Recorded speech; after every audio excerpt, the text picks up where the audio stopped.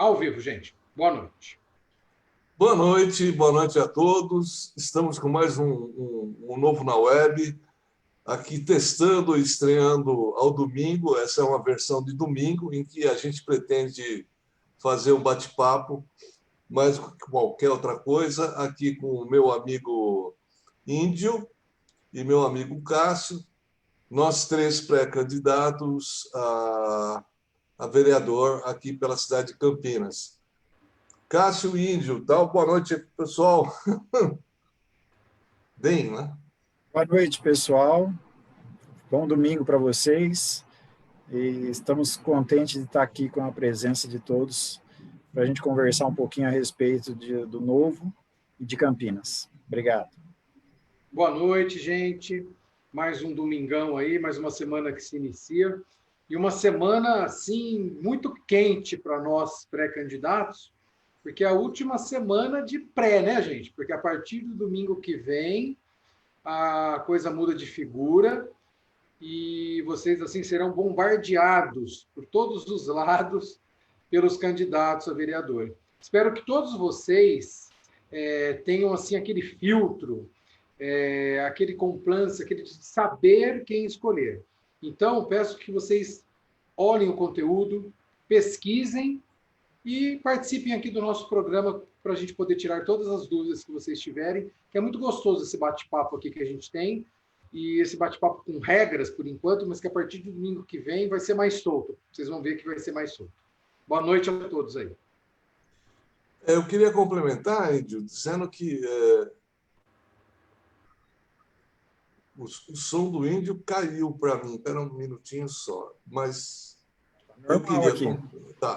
eu queria complementar dizendo o seguinte: essa semana ela é muito interessante, porque nós começamos aí. Terça-feira foi o dia em que o Partido Novo fez 5 anos. Foi 15 de setembro. Então, essa semana a gente está comemorando o aniversário do partido. E domingo que vem, a gente tem, na realidade, o start da campanha para valer, que é quando todos os pré-candidatos, que antes eram postulantes, se tornaram pré-candidatos a vereador, vão poder iniciar suas campanhas aí cantando pneu. Né? E vamos poder colocar nossas propostas, nossas ideias e trocar ideias com vocês. A ideia do Novo na Web é permitir que a gente, agora, nessa época de pandemia, faça o que se fazia antes com o Novo na Rua, quando nós íamos a locais da cidade de Campinas, como o Taquaral, ou outros locais pré-determinados, o centro da cidade, e ficávamos ali fisicamente, né, conversando e batendo papo com pessoas que estavam passando, que perguntavam sobre o Novo, por que era novo, por que o Partido Novo, o que a gente tem de diferente. Né? E sempre foi muito gostoso, mas com a pandemia a gente foi obrigado a evitar esses encontros presenciais, que devagarinho agora, talvez com a volta de Campinas ao verde, né, que nós vamos sair do amarelo, estamos entrando na fase verde, os novos na web vão poder acontecer, mas os novos na rua. Mas, por enquanto, estamos aqui com o Novo na Web para tentar substituir. E o que a gente está? A gente está aberto a receber vocês dentro dessa live. Então, é possível, né, se você digitar aí novonarrua.com.br, você entrar aqui e nos dirigir perguntas quaisquer que você tenha em mente sobre o partido e até sobre a cidade ou temas ligados à cidade e à política. Eu não sei se o Índio ou o Cássio gostariam de complementar. Você comentou só o endereço, que acho que é Novo na Web, acho que você falou Novo na Rua. Ah, tá. É Novo na Web, perdão. .com.br para entrar dentro da live. Agora, para assistir é onde as pessoas estão vendo, que é dentro do Facebook, no Contos com o Novo. Né? A pergunta que mais faziam no Novo na Rua era assim: a gente chegava para a pessoa via a gente vestido de laranja, né? Aí elas perguntavam: o que é isso? Eu falo: é um partido político. Como chama? Novo. Não, que é novo, eu sei. O nome do partido, eu falava, novo. Novo é o nome do partido, né? Então, é um partido novo que tem um nome de novo. E, de novo, agora a gente não está tão novo, porque a gente já tem uma experiência política. Nós já temos mandatários que estão dando exemplos de como fazer política. Nós temos deputados federais, nós temos vereadores, temos um governador. E se a gente pegar o histórico de todos, a gente vai ver que dá orgulho ser novo por tudo que eles estão fazendo. Eles estão trilhando e abrindo um caminho para nós, que somos agora pré-candidatos, termos também uma direção a seguir, baseado nos princípios do Partido Novo, que você encontra lá na página do Partido Novo, novo.br, tá, gente? Então, nosso mandatário, ainda não, né, Alcides? Coordenador do Novo na Web aqui é o Alcides. Pode abrir o programa aí, Alcides. Vamos lá com os nossos temas, vamos ver quem quer participar. Eu queria complementar o que você Complemente, falou, porque nós estamos, faz de conta que a gente está na rua. Então, não, porque nas ocasiões que eu participei, embora seja um filiado antigo, eu aqui em Campinas eu era filiado, mas eu ainda não tinha me registrado para fazer o processo seletivo, que o Partido Novo é o único que tem um processo que seleciona as pessoas que querem ser mandatárias, ou seja, que pretendem disputar um cargo, quer seja de vereador, de prefeito, de deputado, de senador, governador e até de presidente. Quer dizer, não há ninguém no partido que tenha chegado a qualquer cargo de mandatário sem ter passado por um extenso processo seletivo. E durante esse processo seletivo, que começou no final do ano passado, eu pude participar de alguns novos na rua, né, antes do início da pandemia. E o que eu notei, na realidade, que não tinha a ver diretamente com o Novo, era uma descrença muito grande da população nos políticos de uma forma geral, né? E isso relacionado ao aspecto da corrupção que as pessoas veem e que não suportam mais, não. Então, a população, de uma forma geral, falava, escuta, na hora que vocês entrarem, assumirem, vocês não vão agir exatamente igual, né, a esses políticos que a gente vê no dia a dia na televisão, nas manchetes, né? O que garante que vocês vão ser diferentes e vão seguir algumas coisas. Então, há o aspecto que eu já falei, né, de que existe um processo de seleção, as pessoas que pretendem ser mandatárias, né, no Partido Novo, elas, além do processo de seleção, elas têm que assinar uma espécie de um contrato, vamos chamar assim, né, que é um termo de compromisso, né, com o partido, se obrigando a ter um comportamento ético, dentro de determinados valores, né? E o Novo separou. Ele tem uma parte administrativa, né, e a parte dos mandatários, que são os que exercem os cargos. Essa parte administrativa, que não é exercida por políticos, né, ela fica permanentemente olhando se as pessoas que estão nos cargos elas estão cumprindo as coisas de acordo com aquilo que foi determinado e assinado num termo de compromisso com o partido, de acordo com princípios e valores muito, muito claros. E isso garante que todas as ações tomadas no decurso, né, dos trabalhos que são realizados, elas têm uma coerência com todos os valores do Novo, que eu acho que o Cássio e o André poderiam passar rapidamente quais são os principais, né, para quem está assistindo e não tem ideia, não conhece o partido, e muita gente ainda não conhece a respeito dos 5 anos, né, tem uma ideia do que a gente tenta seguir quando se trabalha num cargo de mandatário, ou seja, o que nós teríamos por trás de nós, trabalhando, por exemplo, aqui em Campinas, como vereadores. Excelente, Alcides. O que, assim, podemos falar cada um dos valores, né?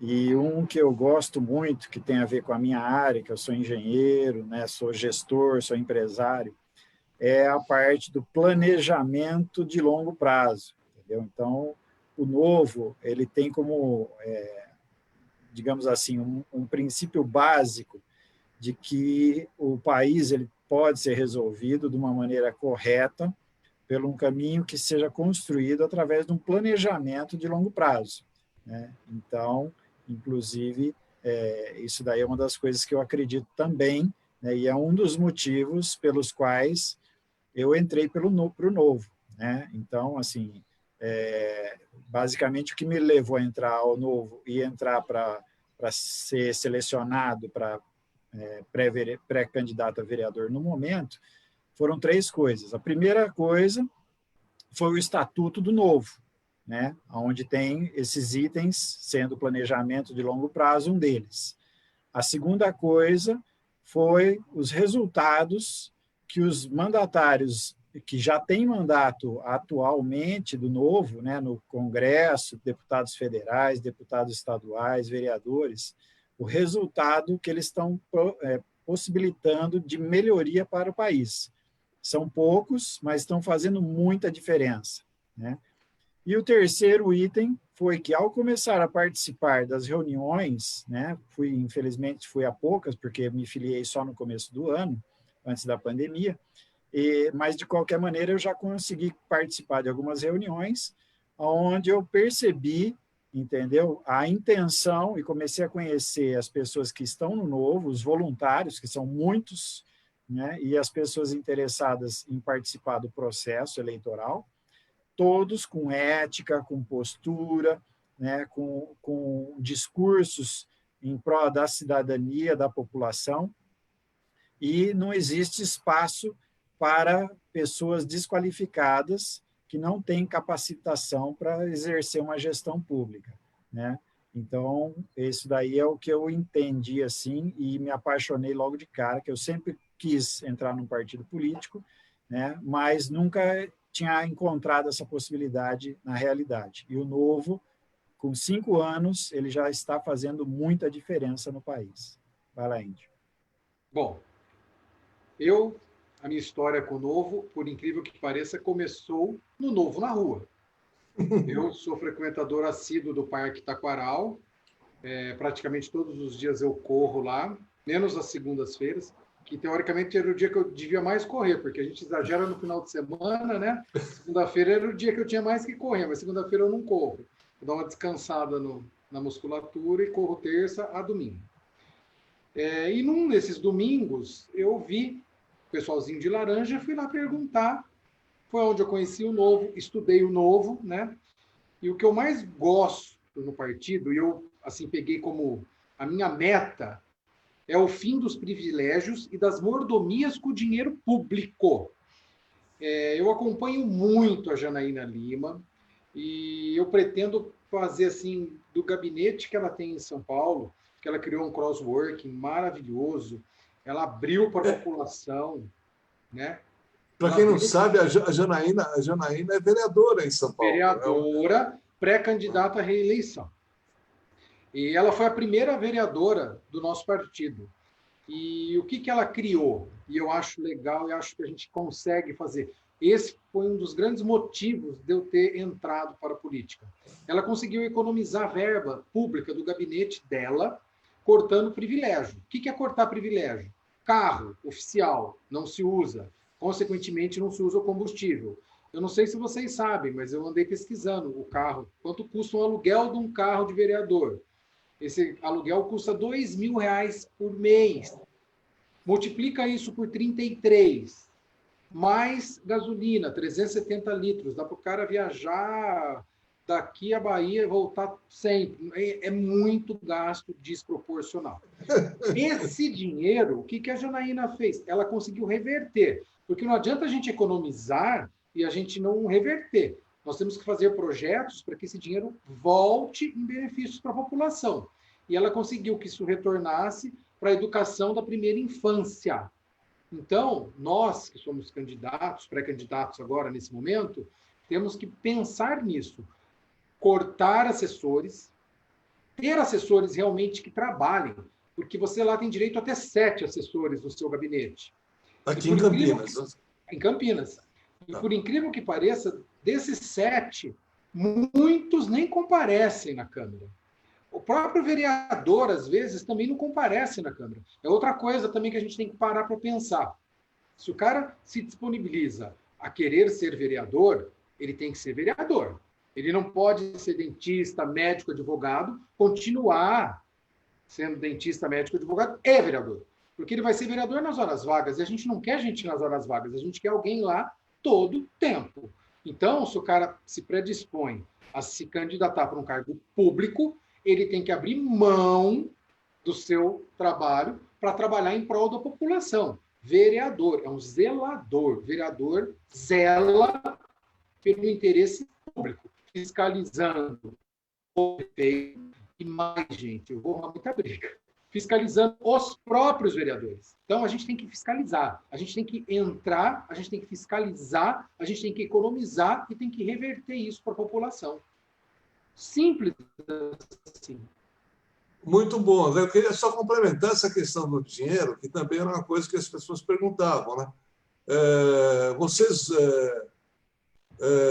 vivem como do quê? Vocês usam esse dinheiro do governo, esse dinheiro de fundão, de fundo eleitoral?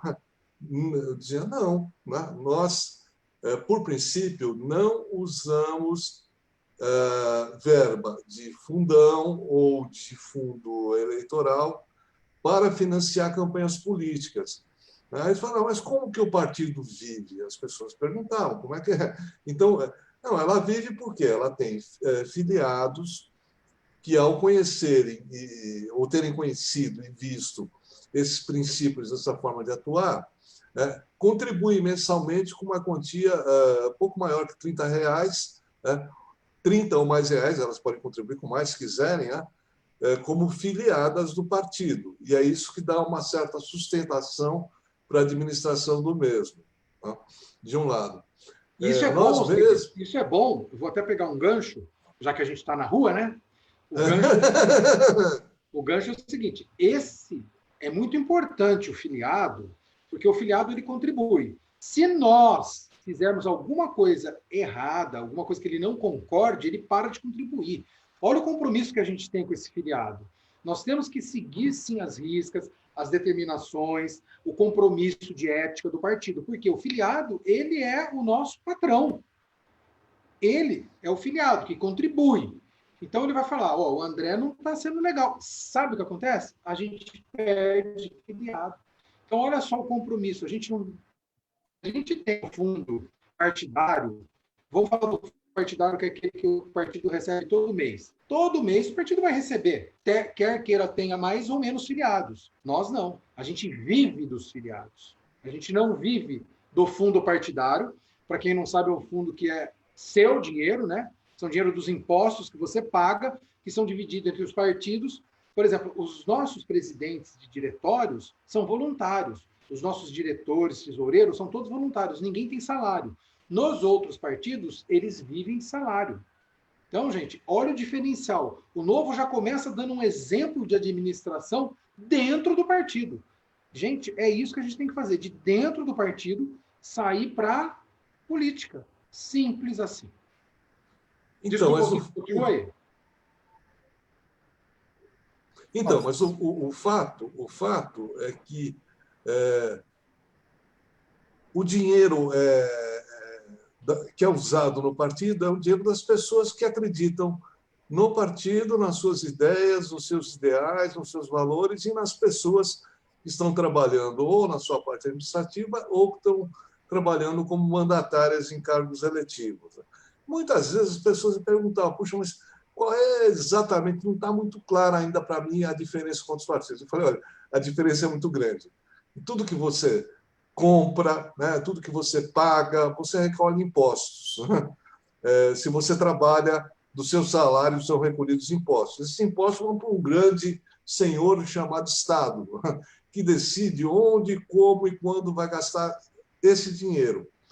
E parte significativa desse dinheiro é colocada à disposição dos demais partidos, né, para que eles possam financiar os seus mandatários durante eleições. Então, você mesmo sem estar querendo, alguém está enfiando diariamente a mão no seu bolso e ajudando a financiar todos os políticos do país que não pertencem ao Partido Novo. E, com isso, você está ajudando a eleger, inclusive, pessoas que você nunca viu ou que jamais gostaria de ver eleitas na sociedade brasileira. Cássio, por favor. Excelente, Alcides. Complementando esse raciocínio, eu gostaria que o pessoal entendesse uma diferença muito grande do Partido Novo, que é a visão liberal de gestão pública, né? Então, se o pessoal conhece, né, o princípio que acabou com a contribuição obrigatória, né, dos trabalhadores para os sindicatos, né, que nós achamos que isso é um absurdo. Por quê? Porque se você se sente representado pelo sindicato, você vai lá, se associa ao sindicato e você paga anualmente um valor para esse sindicato existir e te representar. No caso do político, né, a não ser pelo Novo, os outros partidos todos, eles recebem essa contribuição obrigatória que vem dos impostos que a população paga e vai para esses partidos, sem o cidadão poder resolver, ter a liberdade de dizer que se ele apoia ou não apoia algum político. Ou seja, nós partimos do princípio que o cidadão tem que ser livre para ele apoiar o partido ou o candidato que ele bem entender, se ele tiver condições. Então, bem lembrado, o Alcides falou, a população que não tem condições de pagar de impostos que vão acabar na mão de partidos políticos, isso daí o Novo considera um extremo absurdo. Por quê? Porque se é uma pessoa que tem necessidade daquele dinheiro, ela nunca deveria ser obrigada a pagar esses valores. E isso daí, hoje, ainda é inevitável. O Novo briga faz tempo e vai continuar lutando para acabar com o fundo eleitoral e o fundo partidário. Se o Novo consegue sobreviver com propostas, com voluntários e com doações de pessoas que consideram o nosso trabalho bem feito, nos fiscalizam, né, e nós damos retorno, então isso sim está correto, nós consideramos isso correto. Já a contribuição obrigatória para uma coisa que você não considera correto, isso, infelizmente, acontece hoje com os outros partidos. Perfeito. Eu queria complementar aqui, que a gente está chegando em quase meia hora, né, de live, que é outra coisa que as pessoas me perguntavam, Novo na Rua, vocês também devem ter. Mas, escuta, beleza, vocês são diferentes, têm outros valores, mas o que vocês... qual é a prioridade de vocês? O que vocês, como políticos, né, gostariam de fazer, em que frentes gostariam de atuar? Então, eu tinha que falar, olha, a gente tem que dar um passinho para trás, antes de responder essa pergunta, né, antes de dar um passo para frente. Né? Porque, em primeiro lugar, o que o Novo defende é que o Estado deve ser o menor e o mais eficiente ou eficaz possível, de maneira, né, que não haja necessidade de se recolher impostos do volume em que hoje esses impostos são recolhidos, quer seja das pessoas físicas, dos trabalhadores, quer seja das empresas. Né? Então, o Novo defende um Estado menor e mais eficiente. E mais, dentro dessa questão de ser menor, mais eficaz e eficiente, o que o Novo prega? Que deve haver concentração da ação do Estado em determinadas áreas que são consideradas, a nosso ver, como essenciais. E são elas a saúde, a educação, a segurança. Um pouco, saneamento por estar ligado ao aspecto de saúde, por refletir na questão de saúde, não per si, isoladamente. Né? E porque nós temos uma situação caótica do saneamento no Brasil. Mas são 3 áreas prioritárias. Agora, o nosso Estado recolhe muito imposto e se mete em tudo. Cria um monte de empresas que poderiam ser tocadas pela iniciativa privada e, quando o faz de uma maneira muito pouco eficaz e sem preocupação com resultados. Para quem não tem ideia, o Brasil tem cerca de 500 empresas que poderiam ser privadas, tocadas, e se converteram em empresas públicas. Nós tivemos até uma estatal de camisinha, né? Porque o governo pretendia distribuir camisinha, então criou uma estatal, mas ela não conseguia produzir camisinha ao custo que uma empresa do setor consegue produzir, né? Porque já está no mercado há muitos anos, porque tem um volume de produção gigante, né? E faz mal feito, né? E, sabe, não tem cabimento, quer dizer, enquanto falta água para a população, falta esgoto, né? A saúde é precária, a segurança é precária. Você se meter a fazer camisinha, né? E sem nenhuma produtividade, então, um tributarista americano, o índio quer completar. Completa, índio. Vamos dar o exemplo da fábrica de camisinha. O que seria mais fácil fazer? Por exemplo, por que eles querem fazer a fábrica de camisinha? Você sabe? Para ter uma obra, para ter uma licitação, para eles terem ganho. Eles não pensam na população. O que seria mais fácil? Uma política de conscientização e de distribuição, usando a rede privada com um desconto para o governo para distribuir a camisinha. É essencial que se distribua a camisinha. Mas eles querem criar um método para que tenha tudo isso que eu falei para vocês, para eles tirarem o proveito. Nada nesse país é feito em pró, é sempre em pró de quem faz. O governo quer fazer para ele, para... Bom, não vou falar aqui para não ter... Mas, gente, eu vou ser preso. Compostura, vamos manter a compostura. A gente tem que falar. Mas, assim, é por isso. Eu estou dando um exemplo de uma fábrica de camisinha. Mas são várias coisas que acontecem nesse país, que nós somos um país, gente, de primeiro mundo. Nós temos uma capacidade incrível nesse país. Só que nós somos governados por homens de terceiro, quarto mundo. Olha, se nós estivéssemos aqui, é uma brincadeirinha, mas eu costumo falar, se a gente alugasse o país aqui para o Japão por 5 anos, a gente se tornaria a maior potência mundial. Mundial. Mas eu não quero alugar para o Japão, não. Eu acredito que dentro do Brasil existem pessoas capazes de reverter isso. E mais, né, André? Pessoas que não são políticas profissionais, são cidadãs comuns como nós, que estão se prontificando a participar de um processo político, né, e que vai estar orientado para os cidadãos, de fato, e não para corporações. Cássio, por favor, complementa aí. Esse raciocínio do Índio e do Alcides é excelente. Por quê? Porque a população ela vem ao longo de décadas, né, ela vem sendo convencida de que a política não presta, né? O que acontece? Isso aí é uma coisa completamente errada. Por quê? Porque você confundir políticos que não prestam com política não presta, isso é um engano muito grande. É a mesma coisa que você falar a literatura não presta quando você pega um livro ruim. Isso não existe. Aquele autor ele é ruim, mas a literatura é maravilhosa, entendeu? Então, a política ela é uma ferramenta que a humanidade criou para que sejam negociadas ações do governo em prol da população, né? Mas, infelizmente, pessoas como nós somos, eu me coloco como culpado, né? Porque a gente se coloca numa posição de comodidade e não cuida da política. Então, nós precisamos que a população se conscientize que política é importante, é fundamental, na verdade, para o país. Só que nós precisamos todos participar um pouquinho. Nós aqui estamos tentando participar um pouquinho mais, um passinho para dentro da política, né, talvez, mas a população em geral, ela precisa participar um pouquinho. Como?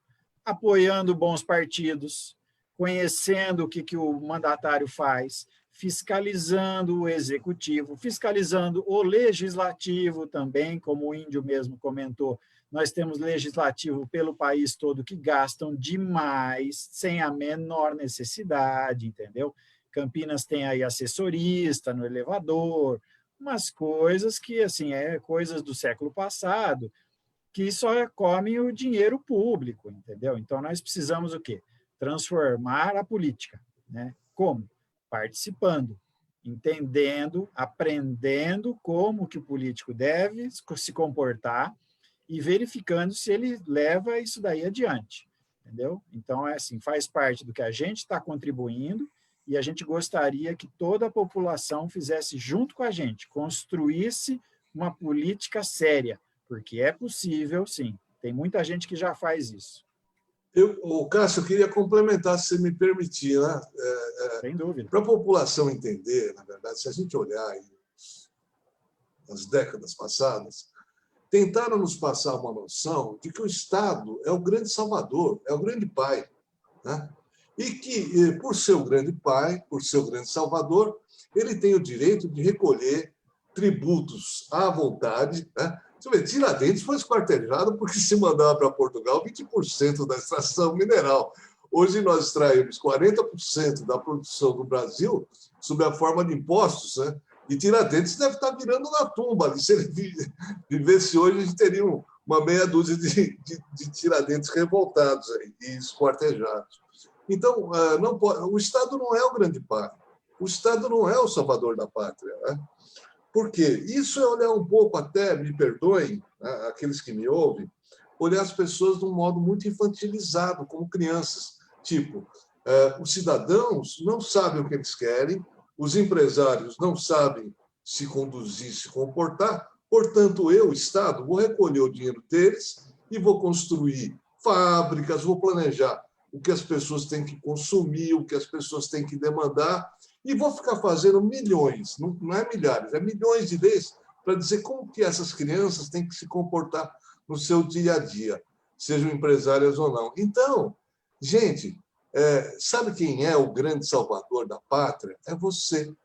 É você, porque você tem o direito do voto, né? Você pode escolher pessoas que, como nós, né, inclusive de outros partidos, que tem gente boa, claro que tem, né? Pessoas novas, né? Que não estão na velha política, né? Você é quem pode mudar esta situação, né? Através do voto. Então, vem aqui meu apelo dentro dessa linha, né? Porque eu até, dentro das notícias que eu tenho aqui sobre Campinas, existe uma de que o campineiro está muito desmotivado, não quer ir na votação, quer ficar em casa quando, dia 15 de novembro agora. Eu diria a você, não faça isso. Porque você agindo dessa forma, você vai dar o direito às pessoas que vão votar de escolher as pessoas em que você jamais votaria. Perfeito, Alcides. Excelente frase. Então é isso. Abrir espaço para as pessoas que não são os políticos que a gente precisa, né? São os políticos carreiristas aí, né? A gente tem muitos aqui em Campinas, né? E isso daí a gente precisa de cada voto, né? Eu costumo dizer, cada voto conta. Por quê? Porque cada voto que a pessoa for lá votar e votar consciente, né? Ela vai estar levando, né, uma pessoa qualificada, uma pessoa que vai lutar pelos interesses da população para trabalhar na Câmara dos Vereadores de Campinas. Índio, não sei se ele quer complementar, mas parece que teve um problema de transmissão. Voltou já. Voltou. Não, tá ótimo.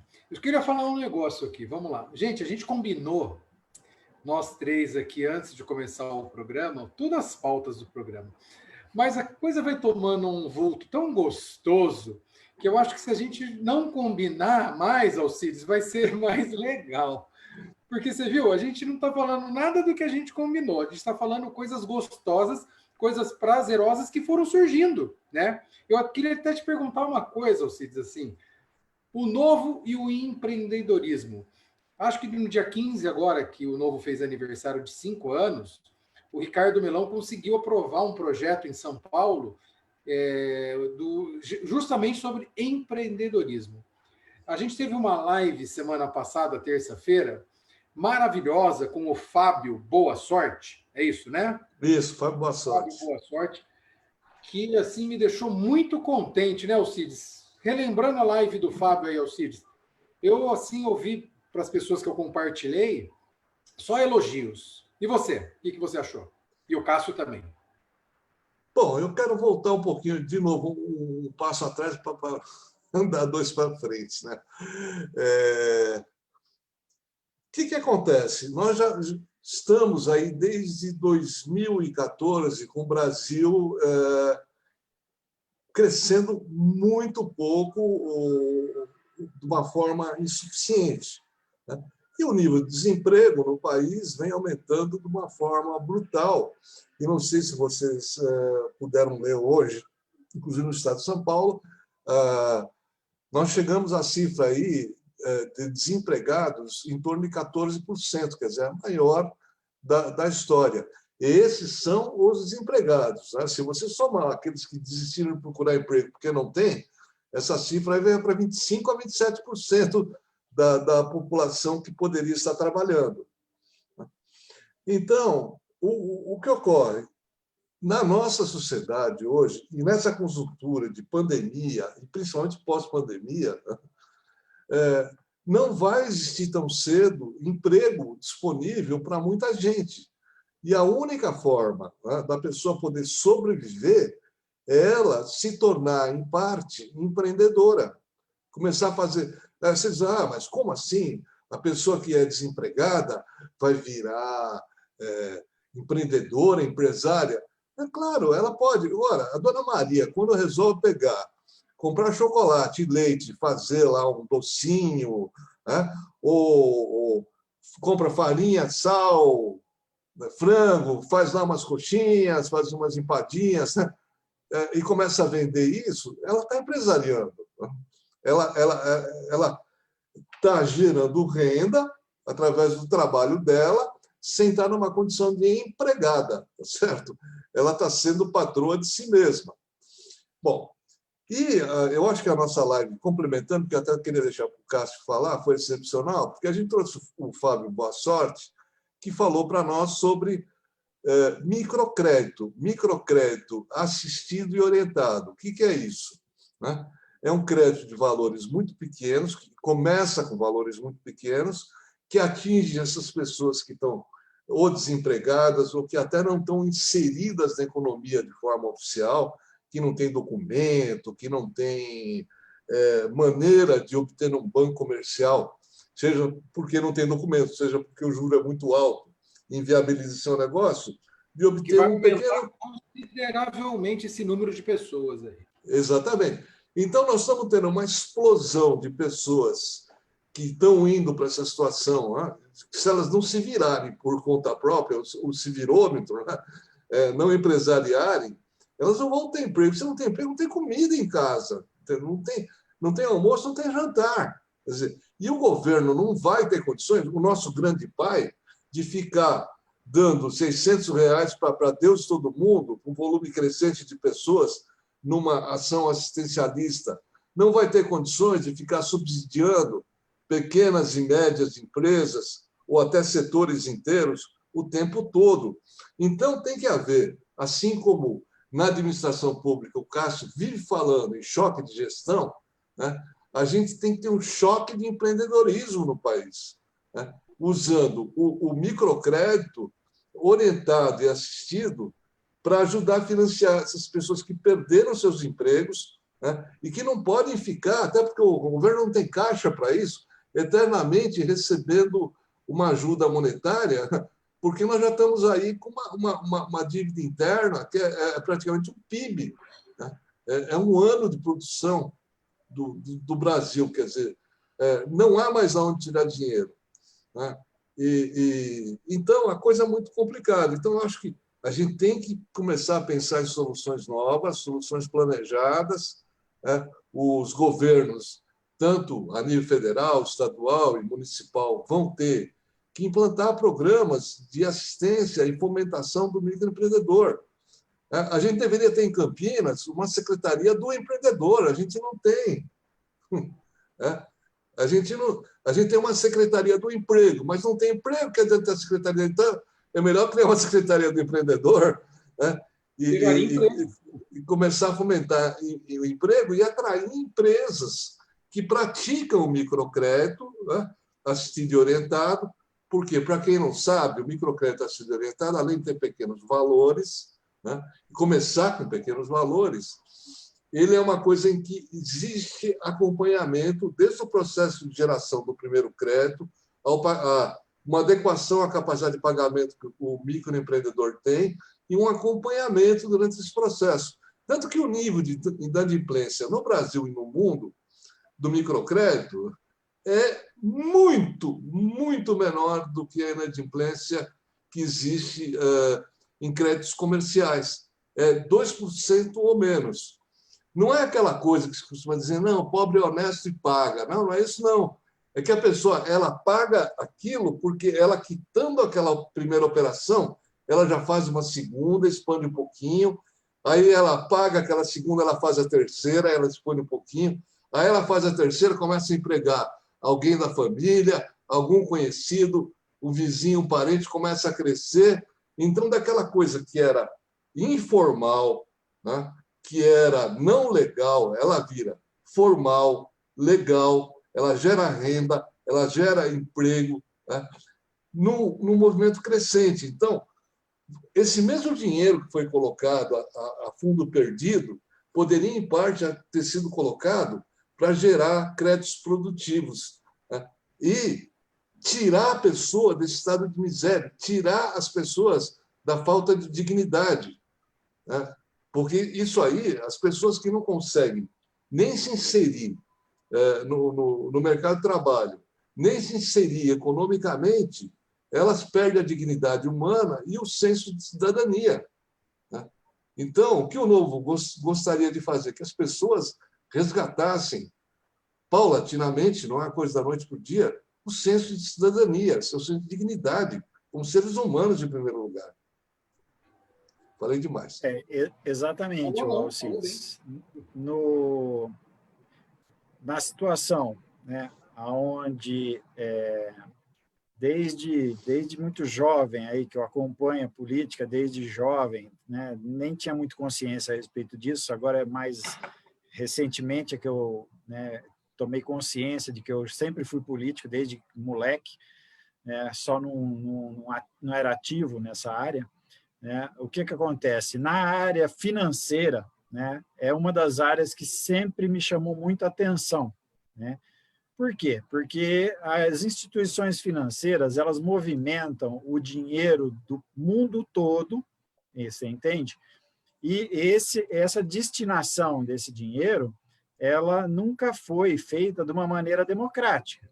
Ninguém está falando de dar nada para ninguém, nós estamos falando aqui de iniciativa privada, com lucro, com método de trabalho, com metas para resultados, tudo isso daí. O Fábio foi fantástico ao explicar isso daí para a gente. Bancos normais hoje podem fazer operações de microcrédito com lucratividade, com resultados e com inadimplência mais baixa do que as outras operações, ou seja, é só uma questão de vontade civil, social, que esses bancos podem levar isso para frente. E uma das coisas que eu sempre encarei é que a efetividade do sistema financeiro mundial é muito baixa. O que eu quero dizer com isso? O crédito não chega para quem precisa do crédito. Se as pessoas não sabem, por exemplo, aqui no Brasil, nós temos aí mais de 5 milhões tínhamos, né? Não sei agora depois da pandemia, mas nós tínhamos mais de 5 milhões e 800 microempresas nesse país. E essas empresas, muitas delas nasceram de um esforço gigantesco das pessoas pegarem, venderem seu carro, pegar o fundo de garantia, pegar um dinheiro emprestado com familiares, juntar esse dinheiro, porque os bancos não emprestaram esse dinheiro para eles começarem, você está entendendo? E eles foram para cima, abriram empresas, criaram negócios, e são empresas que funcionam, dão renda, dão emprego e têm sucesso muito grande.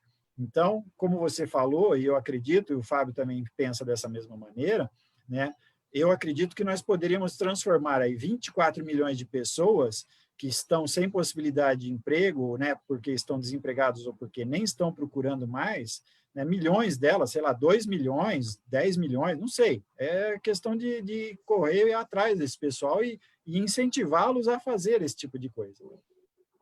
Empreendedores que em 1, 2, 3 anos poderiam estar dando emprego para eles, para mais 1, mais 2, mais 3, virando mês, começando a pagar os tributos deles oficialmente, com fundo de garantia para os seus empregados e para eles mesmos. Ou seja, essa é uma maneira efetiva, real, possível de você transformar a condição de distribuição de renda no país com o interesse de todos sendo atingido, né? Melhorando a condição de todo mundo, inclusive com resultado para os bancos. Não é nenhum milagre, não é nada disso. É questão de educação e incentivo a essas empresas que são os bancos a fazerem isso. Quer seja os grandes bancos, por conta própria, ou através das fintechs, que estão aí, as startups financeiras, né, que estão entrando muito nessa área e vão ter sucesso. Por quê? Porque esse é um filão de mercado financeiro abandonado há décadas e centenas de anos pelos outros bancos. É isso daí. Eu queria complementar um pouquinho, porque nós temos aqui em Campinas, inclusive, não é só... Eu coloquei lá da Dona Maria, do seu José, né, que querem montar alguma coisinha, mas nós também em Campinas temos uma condição muito peculiar. A cidade ela é naturalmente geradora de tecnologia, né? Nós temos aqui um polo de geração de tecnologia muito grande. Campinas é, de longe, uma das 4 cidades consideradas mais inteligentes do Brasil, pela sua integração, pela sua capacidade de comunicação, ou seja, a gente tem infraestrutura. Eu tinha até separado uma matéria aqui. Campinas é a segunda cidade do estado em número de startups, né? Nós só perdemos para a capital, que é São Paulo, né? O maior número de startups do estado de São Paulo para quem não sabe, startup é uma empresa nova, em geral baseada em tecnologia nova, e que nasce de uma forma muito pequena e acaba virando muito grande, né? Outra coisa, né? A gente faz muita experiência pioneira aqui, e uma das que eu achei mais engraçada, que eu tinha separado aqui, né, que Campinas é uma cidade onde também se testa muitas ideias novas, assim como Curitiba, no Brasil. Eu acho que, em geral, é Campinas ou é Curitiba, porque se dá certo aqui, dá certo é sinal que está calibrado para o resto do Brasil. E essa semana a gente teve um teste muito interessante. Pode falar o nome da empresa? Pode, né? O iFood fez o primeiro teste no Brasil de entrega de comida com drones. Foi aqui no meu condomínio. Foi aqui no meu condomínio. Deu certo. Eu moro do lado do Guatemi e eles entregaram aqui. Foi muito legal. Foi muito legal. Não, mas eu fiquei imaginando, falei com a minha esposa, falei, pô, daqui a pouco a gente vai pedir comida, né? Abre a janela, entra no drone, você pega a comida aqui no 10º andar do apartamento, entendeu? Mas muita coisa desse tipo, eu dei essa do drone como um pequeno exemplo, acontece em Campinas, né? E essas coisas que vão gerando tecnologia também vão gerando empregos. Então, de um lado, assim como eu brinquei que a gente deveria ter uma Secretaria de Educação, a gente deveria ter uma secretaria, ou lutar para ter, né, de inovação e tecnologia, porque a tecnologia também ela traz grandes ganhos de produtividade para a sociedade, grandes ganhos de produtividade no fornecimento dos serviços públicos, tornando-os mais baratos, né? E potencializa empregos novos em áreas novas, empregando gente que, às vezes, nem tem qualificação, que vai ser treinada dentro da própria startup, porque não existe curso que profissionaliza, por exemplo, como pilotar drone para entregar comida, mas só para dar um exemplo, tá certo? Quer dizer, isso ser motorista de drone, vamos chamar assim, não tem. Você pode ir numa autoescola para dirigir o carro, mas dirigir um drone não dá. Mas numa startup, você não precisa ser nenhum engenheiro físico-nuclear para aprender a pilotar um drone e ajudar a fazer a entrega. Então, essas novidades, essa tecnologia permite que a gente seja o Vale do Silício da América Latina. Né? Estou falando nem do Brasil. Tá certo? um polo que emprega muita gente, atrai muita gente, porque está sempre mexendo com tecnologia, com novidade, com coisas que podem reduzir custos, tornar processos mais eficazes e mais eficientes. Se quiser completar, Cássio. Alcides, eu queria lembrar uma coisa que é um pouquinho de uma aula de economia, que eu nem sei se os economistas eles se importam muito com essa aula, né? Mas é um conceito básico que a população precisa entender, e muitos economistas talvez precisassem revisar isso daí, né, nos seus conceitos, né, que a gente chama da microeconomia, né? O que acontece? Macroeconomia, muita gente estuda, muita gente trabalha nessa área. Agora, microeconomia é um setor muito abandonado, né, da sociedade. E o que a gente precisa entender, a população precisa entender, é que cada um faz parte da roda da economia, né? Por quê? Porque quando você compra alguma coisa, quando você trabalha, quando você recebe, isso está fazendo com que o dinheiro gire na economia. E o dinheiro, ao girar, ao passar de mão, isso é que gera a riqueza econômica. Ou seja, uma pessoa que fica parada, sentada em cima do dinheiro, ela não gera nada para a sociedade, ela não está gerando benefício para ninguém. Quem tem dinheiro pode e deve, né? Vamos lá, com os complementos. Deixa eu terminar esses complementos. Mas quem tem o dinheiro, ele tem uma ferramenta na mão, não é um bem, você está entendendo? Você tem um bem é uma coisa, você tem um carro, você tem uma casa, é uma coisa fundamental para a gente viver bem e tal. Mas o dinheiro, ele é uma ferramenta que movimenta a economia. Então, se as pessoas entenderem que quando elas têm dinheiro, qualquer dinheiro, não estou falando de milhões, nem R$1, qualquer dinheiro, ele, na sua medida, naquele potencial que ele pode fazer alguma coisa, ele vai girar a economia. Então, você, ao comprar um arroz, ao comprar uma carne, e viajar, né, a comprar um carro, né, ou fazer um parcelamento de uma compra de uma casa, ou comprar um curso, né, fazer um curso para você ter uma especialização melhor, ter um salário melhor, e com isso você está girando o dinheiro na economia. E com isso você vai dar emprego para o professor, você vai dar emprego para o agricultor, você vai dar emprego para o técnico e assim por diante. Então, o que o novo prega? Que nós temos que ter um Estado menor, menos pesado, para que a economia gire com o dinheiro da população, cada um fazendo o que acha melhor do seu dinheiro, mas que ele gire e que ele não fique sendo parado no sistema bancário e não gerando benefício para a população. É mais ou menos por aí que eu acho que a população tem que prestar atenção no que é o poder do seu dinheiro.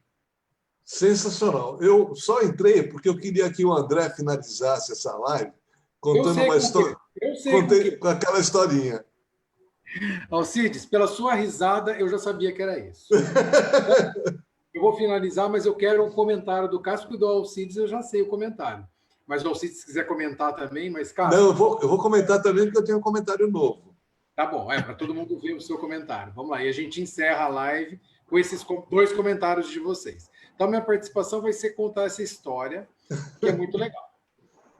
Cássio, você nunca ouviu essa? Ou se ouviu, eu quero a sua explicação, o que você acha disso? Tem tudo a ver com o que você falou. Chega na cidadezinha assim do interior, vou contar uma história bem sucinta. Um rapaz, e lá tem um hotel. Aí ele chega no hotel e fala, quanto fica para pernoitar nesse hotel? Aí o rapaz fala, olha, R$200. O cara fala, então eu vou deixar esses R$200 aqui no balcão e eu vou dar uma olhada nos quartos. Se eu gostar, eu nem desço, está feita a minha reserva. Se eu não gostar, eu desço, pego o dinheiro e vou embora. Perfeito. O cara subiu. O rapaz do balcão, o gerente do hotel, no caso, falou, pô, ninguém nunca deixou de ficar aqui no hotel. Pegou aqueles R$200 e foi correndo pagar o açougue, que ele devia, coincidentemente, R$200. Foi lá e pagou o açougue. Pá! Liquidou a dívida. O açougue, por sua vez, devia para o farmacêutico da cidade R$200. Foi lá na farmácia e pagou R$200. Esse, por sua vez, devia para o médico, que indicava a farmácia para todos na cidade, uma publicidade, devia R$ 200. Foi lá e pagou o médico. O médico tinha muita dor nas costas, igual eu estou hoje. Não sei se vocês perceberam, eu estou todo me movimentando aí porque eu estou com dor nas costas. E o médico tinha um rapaz, assim, quiropatra, que fazia colocava ele no lugar lá. E devia para esse cara R$ 200. Só que esse profissional, ele não tinha um lugar de atendimento. Ele atendia no hotel. Ele usava os quartos do hotel para fazer esse tipo de atendimento. E ele devia para o hotel R$ 200. Então ele chegou lá e pagou R$ 200 para o hotel. Nisso, o cara que foi olhar os quartos desceu, pegou os R$ 200 e falou: olha, eu não gostei, eu vou embora. Foi embora. Cássio, o que esses R$ 200 fez na economia inteira da cidade? Esse caso é extremamente interessante e é melhor do que um que eu não me lembro agora, mas já me contaram já uma vez, faz muito tempo. Mas esse caso seu é fantástico. Por quê? Porque ele mostra o seguinte: se esse cara, esse cliente do hotel, esse potencial cliente do hotel, não tivesse deixado esse dinheiro em cima do balcão, né? Se ele tivesse levado no bolso dele durante ali aquele tempo, onde ele foi inspecionar os quartos, a economia, se a gente levar para, né, uma situação extrema, a economia tinha quebrado, porque todo mundo devia para todo mundo e não havia dinheiro nenhum para fazer essa economia girar.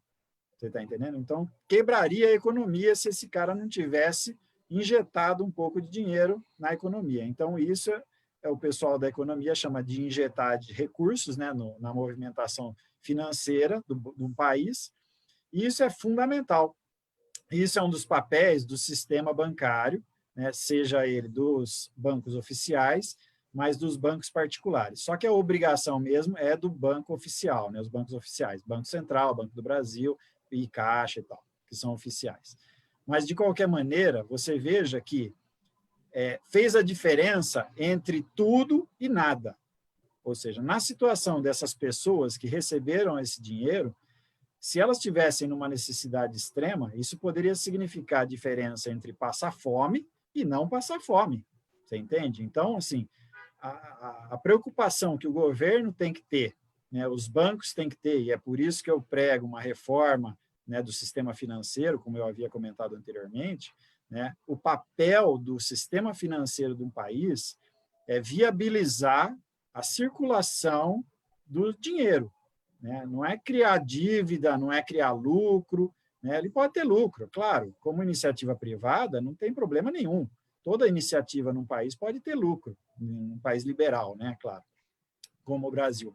Mas, se você for pensar do ponto de vista de cada um, como na política, a gente havia comentado a respeito disso, como na política, o que a gente faz com o nosso dinheiro também afeta os outros.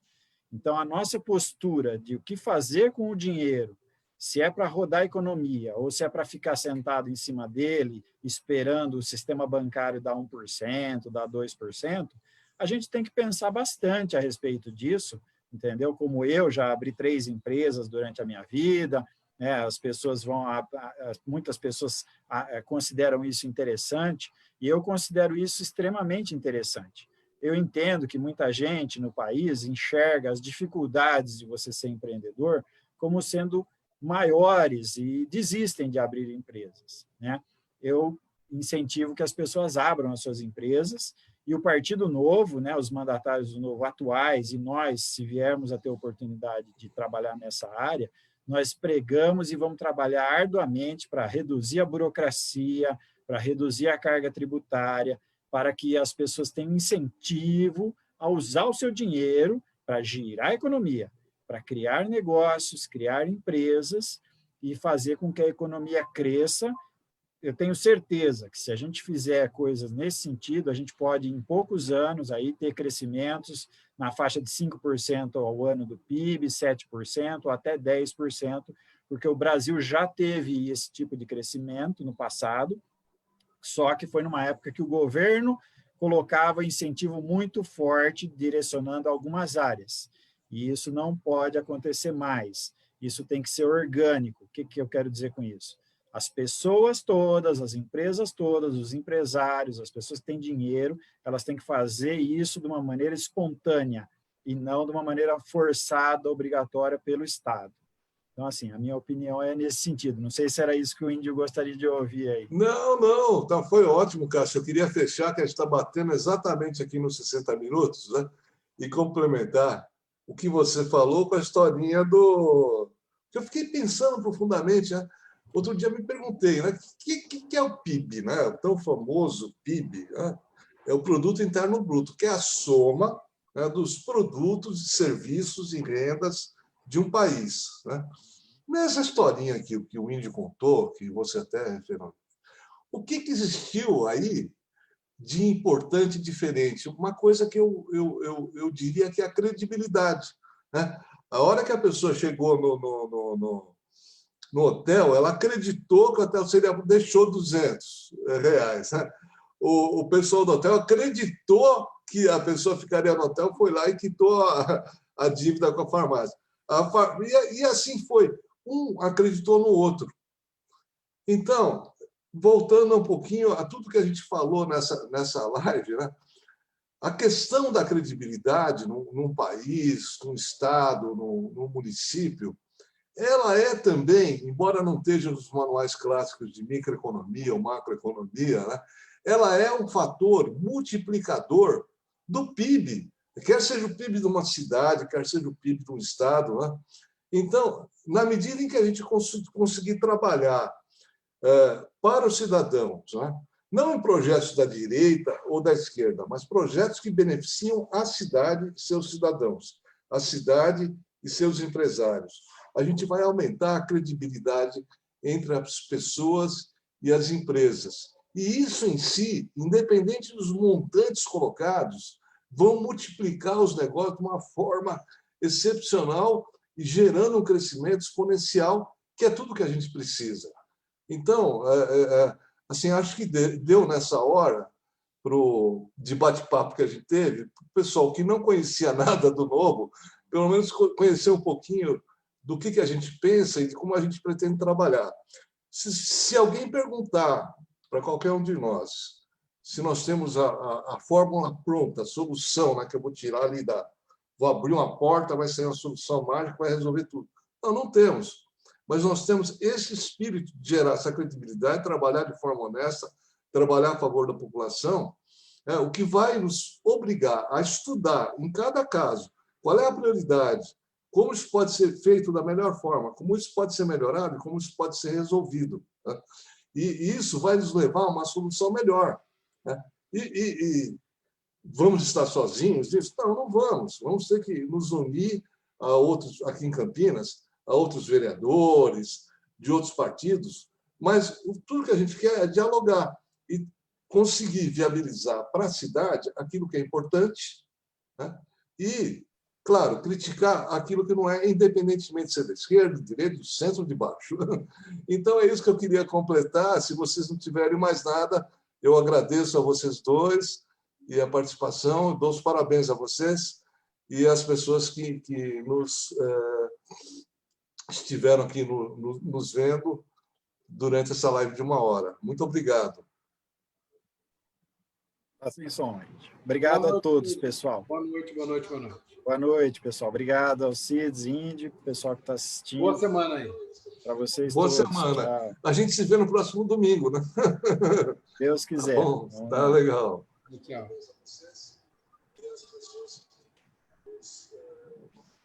Estiveram aqui nos vendo durante essa live de 1 hora. Muito obrigado.